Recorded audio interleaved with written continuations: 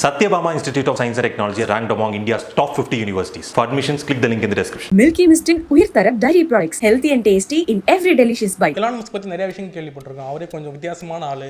எப்படிப்பட்ட ஆள் அப்படின்னு கேட்டிங்கன்னா நீங்கள் சொன்ன மாதிரி தான் ஒரு கான்ட்ரவர்ஷியலான ஒரு ஆள் தான் அவர்.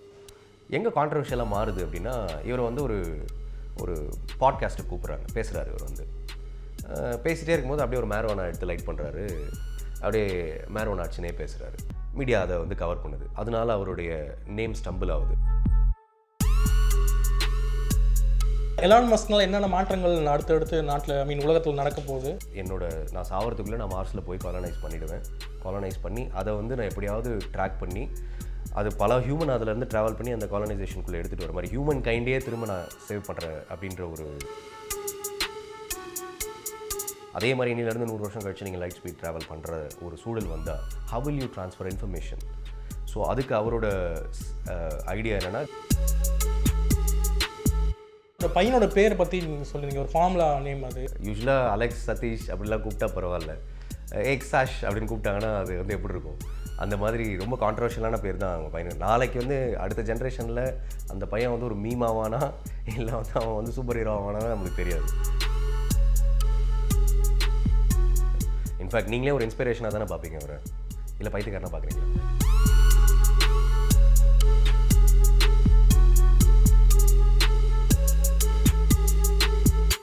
எலான் மஸ்க் பற்றி நிறைய விஷயம் கேள்விப்பட்டிருக்கோம். அவரே கொஞ்சம் வித்தியாசமான ஆள். ஸோ ஒரு போஸ்ட்னால அவரோட கம்பெனி ஷேரே குறைஞ்சிருச்சு. இந்த மாதிரி வந்து ஸ்பேஸ் கம்பெனி வந்து ஒரு மாதிரியான கம்பெனி தான், இட்ஸ் ஓவர் ரேட்டட் அப்படின்ற மாதிரி ஒரு ட்வீட் போட்டார். அந்த ட்வீட்டுக்கு அப்புறம் கம்பெனியோட ஷேர் குறைஞ்சிது. அந்தமாதிரி அவங்க பையனுக்கு வந்து ஒரு பேர் வச்சிருக்காரு. ஸோ அவர் ஆளே கொஞ்சம் வித்தியாசமான ஆள், வேறு ஒரு வேர்ல்டு இருக்கிற மாதிரியே இருக்குது. அவரை பற்றி சொல்லுங்கள் பாருங்கள். எக்ஸாக்ட்லி.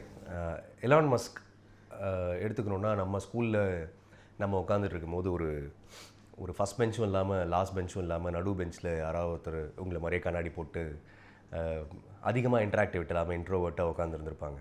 பட் அவங்கள அந்த டைமில் நம்ம வந்து நம்மளை சுப்பீரியராக நினச்சிக்குவோம். ஏன்னா குழந்தைகள் நம்மலாம் இப்பயும் குழந்தைகள்லாம் வச்சுக்கோங்க. பட் இருந்தாலும் யாருக்கு அதிகமாக குழந்தைத்தனம் இருக்குது, தன்னோட கான்சன்ட்ரேஷன், தன்னுடைய விஷனை வந்து யார் முன்னாடி எடுத்துகிட்டு வராங்க அப்படின்ற ஒரு கேல்குலேஷன் இருக்குல்ல, அந்த மாதிரி ஒரு கீக்கி சைல்டாக தான் அவர் இருந்தார்.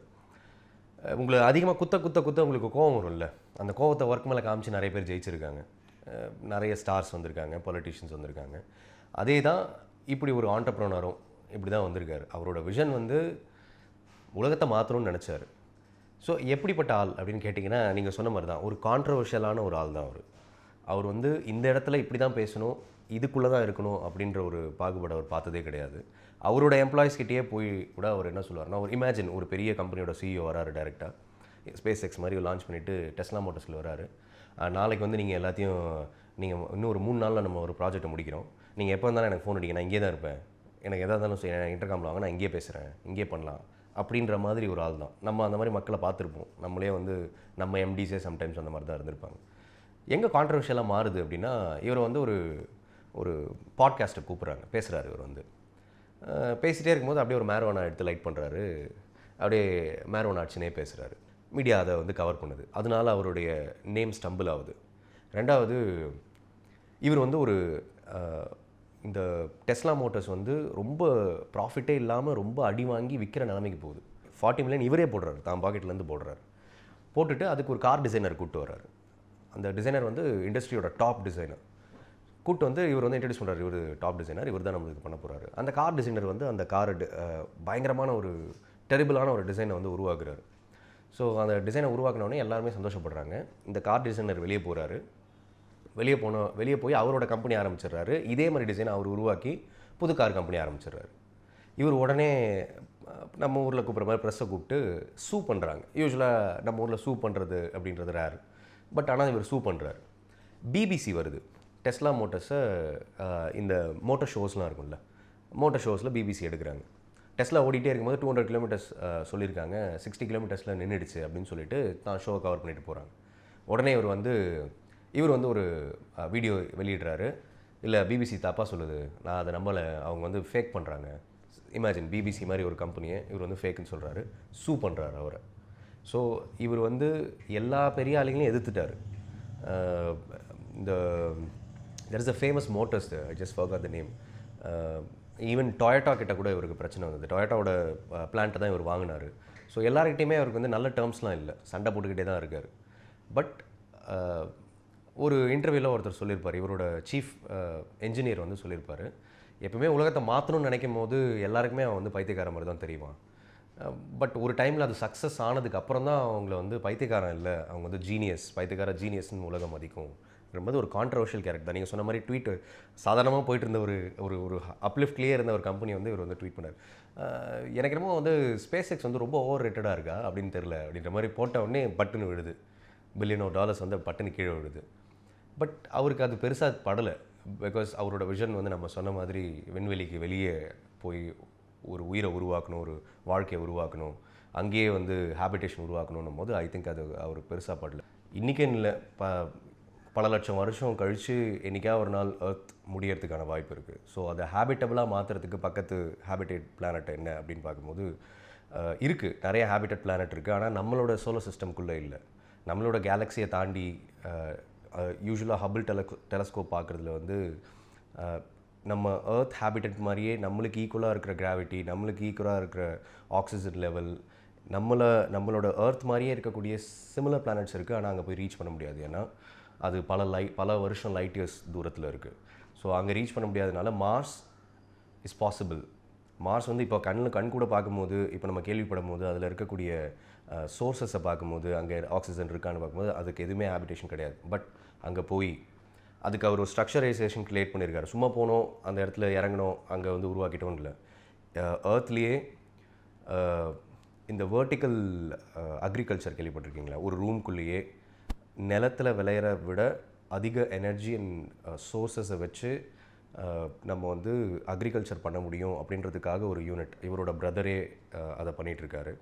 ப்ளஸ் ஒரு ஜென்ரலாக யூஸ்வலாக வந்து எலான் மஸ்க் ஒரு இதில் சொல்லுவார், ஒரு கம்ப்யூட்டரில் வந்து 10 விரல் டைப் பண்ணணுன்னா ஒரு 100 கிகாபைட்ஸ் ஸ்பீடுக்கு ஈக்குவலாக நம்மளால் அதை டைப் பண்ண முடியாது. வேறஸ் ஒரு ஏஐ பண்ணுச்சுன்னா நம்ம 100 ஸ்டெப்ஸ் பை செகண்ட் பண்ணோன்னா அது 100 பில்லியன் ஸ்டெப்ஸ் பண்ணும். ஸோ ஆர்டிஃபிஷியல் இன்டெலிஜென்ஸை வச்சு நம்மளால் ட்ராவல் பேஸை அதிகமாக எடுத்துகிட்டு போக முடியும்.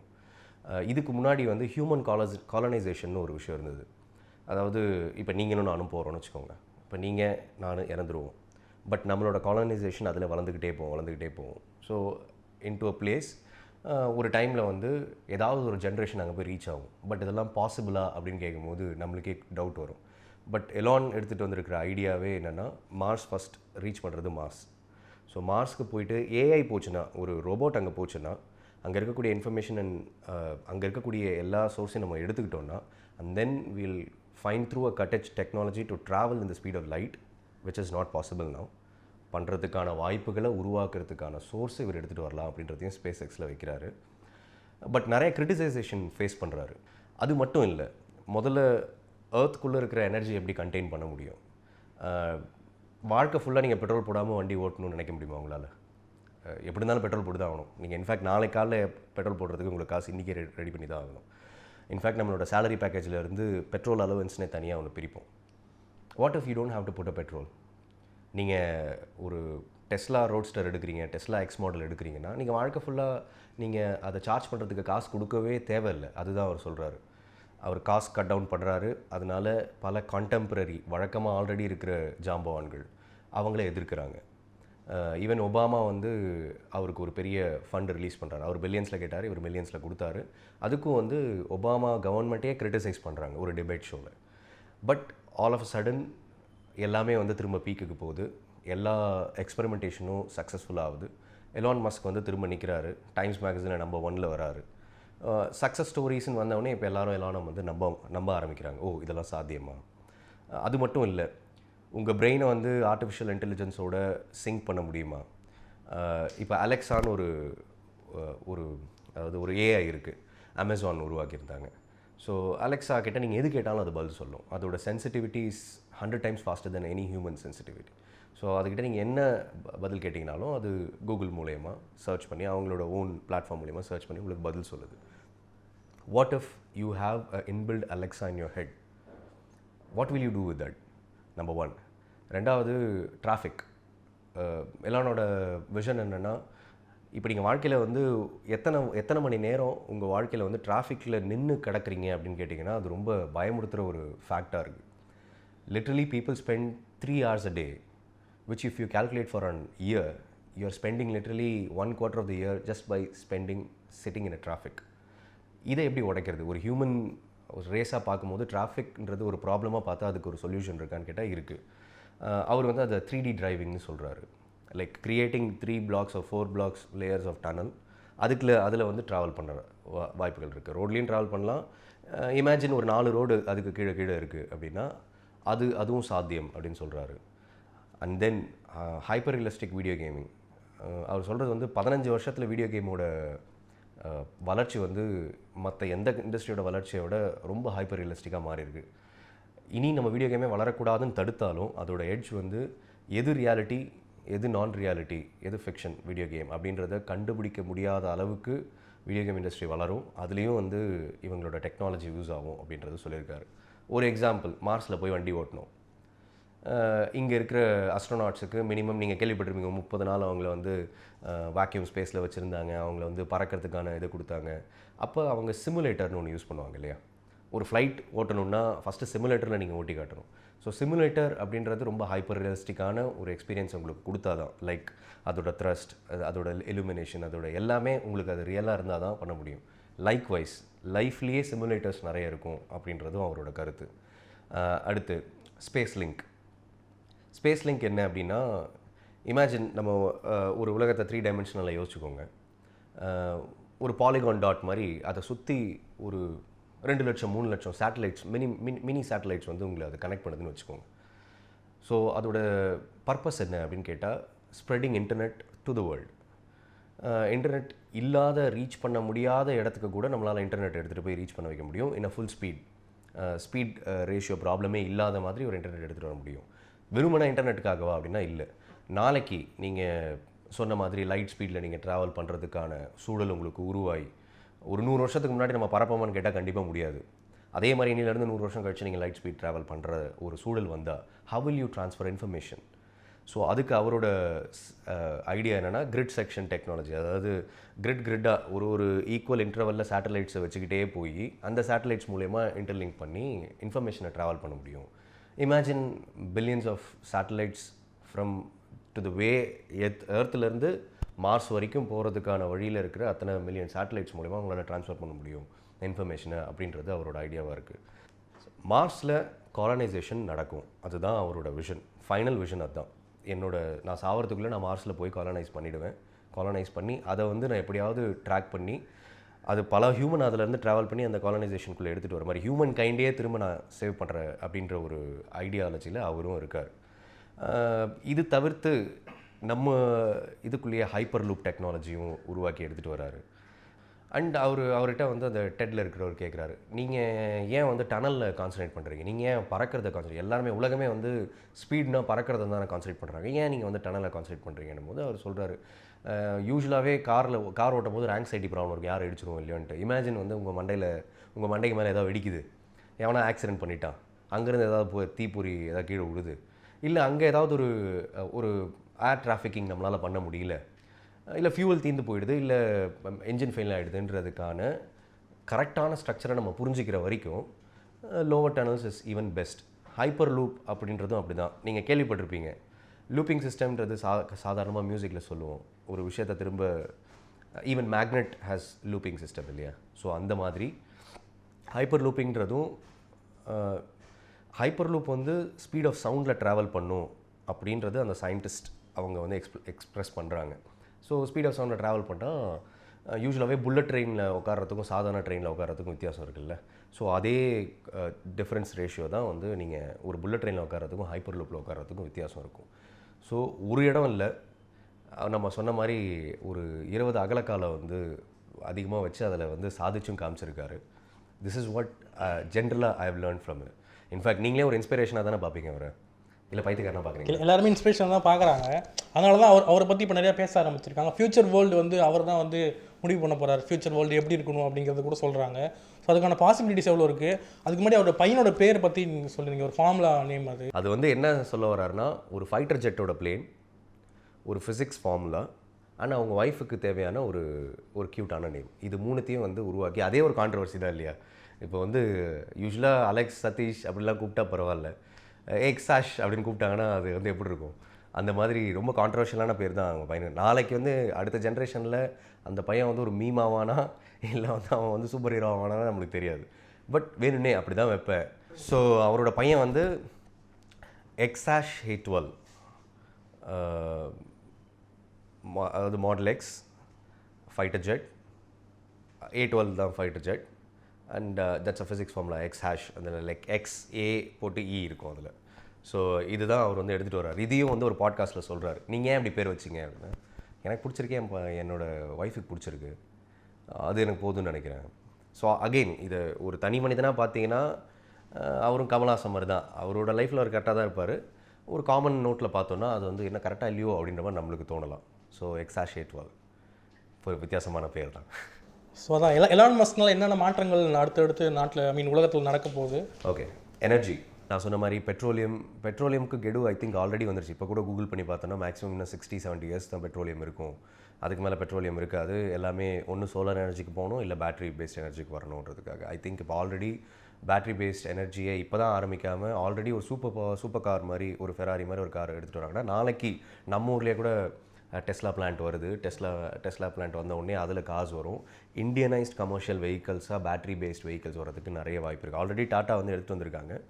Again question comes when docking system வருமா? எல்லார் வீட்லேயும் ஒரு பேட்டரி டாக்கிங் சிஸ்டம் வச்சுக்க போகிறாங்களா? இல்லை எல்லாமே வந்து பெட்ரோல் பம்ப் மாதிரி டாக்கிங் ஸ்டேஷன்ஸ் வரப்போதா? அதுக்கு சார்ஜ் பண்ணுவாங்களா? இந்தியா மாதிரி ஒரு கண்ட்ரியில் அதுக்கு சார்ஜ் இல்லாமல் நடக்குமா? ஸோ அது எந்த அளவுக்கு வந்து டெஸ்லா மாதிரி ஒரு கம்பெனி கன்வின்ஸ் பண்ணும் அப்படின்ற ஒரு சேஞ்ச் வரும். ஸோ ரோட் சைட் ட்ராவல் அப்படின்றதுக்கான சோர்ஸே மாறப்போகுது. அண்ட் டெஸ்லா கார்ஸில் வந்து வழக்கம் போல் இல்லாமல் இந்த ஆட்டோ பைலட்டிங் நீங்கள் பார்த்துருப்பீங்க.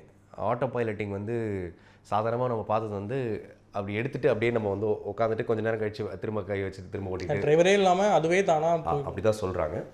பட் அது வந்து இன்னும் 10 இயர்ஸில் நெக்ஸ்ட் லெவலுக்கு அது நாம் எடுத்துகிட்டு போக போகிறோம். ஏஐ வந்து இன்னும் எக்ஸ்ட்ராவாக எடுத்துகிட்டு போக போகிறாங்க அப்படின்னு வந்து அவர் ஸ்ட்ராங்காக சொல்கிறார். எந்த அளவுக்குன்னா, நீங்கள் உங்கள் ஆஃபீஸுக்கு கிளம்பி வந்துட்டீங்க, வந்தவுடனே டெஸ்லாவில் வந்து மார்க் பண்ணிட்டீங்க, இப்போத்துலேருந்து சாயங்காலம் வரைக்கும் நீ நீ வந்து டாக்ஸி ஓட்ட போகிற நீயே அப்படின்னு சொல்லிட்டு இது பண்ணிடுறீங்க. ஈவன் பெட்டிங் சிஸ்டம், உங்கள் பெட்டை வந்து உள்ளே உட்கார வச்சுட்டு போகிறீங்க. உங்கள் பெட்டோட டெம்பரேச்சருக்கு ஏற்ற மாதிரி ஏசியை மாற்றி அதையே உருவாக்கிக்கும். ஈவன் நான் சொன்ன மாதிரி டாக்ஸியாக நீங்கள் வந்து திரும்ப உங்களோட பிக்கப் டைம் என்ன வைக்கிறீங்களோ அது வரைக்கும் அந்த டாக்ஸியாக போய் உங்களுக்கு வந்து காசு சம்பாரித்து கொடுக்கலாம். அந்த மாதிரி ஏர்னிங் ஸ்ட்ரக்சரே வந்து ஒரு ஆட்டோமொபைல் மூலயமா மாறலாம். ரெண்டாவது சோலார் எனர்ஜி. இப்போ இருக்கிற முக்கால்வாசி யூஎஸ் மல்டிமில்லியன் கம்பெனிஸ் வந்து இவங்களோட சோலார் ஸ்ட்ரக்சரை தான் யூஸ் பண்ணுறாங்க. எல்லாரோட மாடிலையும் இப்போ சோலார் வச்சு தான் யூஸ் பண்ணுறாங்க.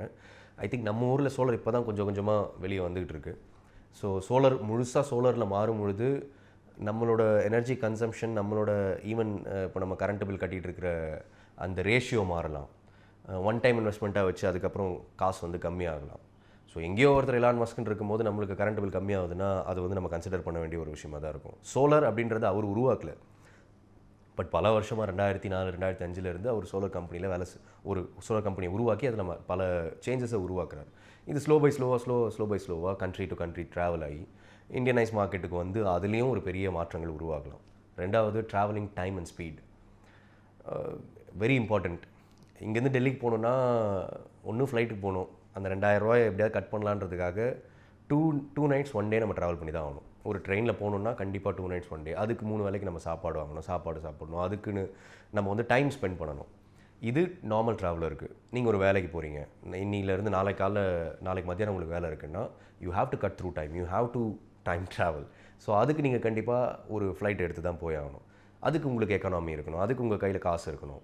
ஸோ இதெல்லாம் பார்க்கும்போது அவர் என்ன சொல்கிறாருன்னா, யூஸ்வலாக இப்போ நீங்கள் ஃப்ளையிங்க்கு எவ்வளோ செலவு பண்ணுவீங்களோ அதுக்கு 50% காஸ்ட்டில் என்னால் இந்த 3D ட்ராவல் டெக்னாலஜியும் இல்லை ஹைப்பர் லூப்பிங்கோ இல்லை ராக்கெட் டெக்னாலஜியோ அவர் எடுத்துகிட்டு வந்து அதை என்னால் ஒரு நாள் இதை உலகத்துக்கு என்னால் அதை கொடுக்க முடியும் அப்படின்றதுக்கு அவர் அஷூரன்ஸ் கொடுக்குறாரு.